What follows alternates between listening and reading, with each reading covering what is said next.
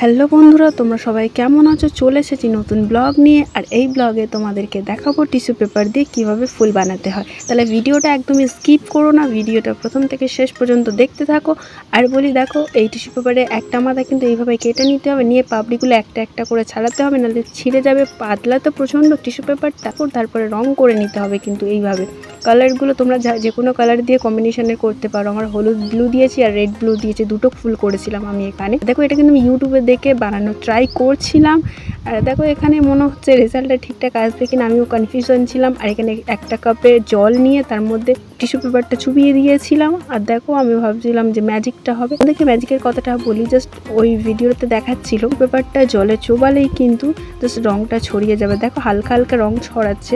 বলতে আমার রেজাল্টটা ভালো আসেনি তো কি হয়েছে, তোমরা কিন্তু বাড়িতে অবশ্যই ট্রাই করো। আর তোমাদের রেজাল্টটা কেমন এসেছে কমেন্ট করে অবশ্যই জানিও। আজকের জন্য এই পর্যন্ত। আমার চ্যানেলটা লাইক অ্যান্ড সাবস্ক্রাইব করে দিও। দেখা হচ্ছে নেক্সট ব্লগে।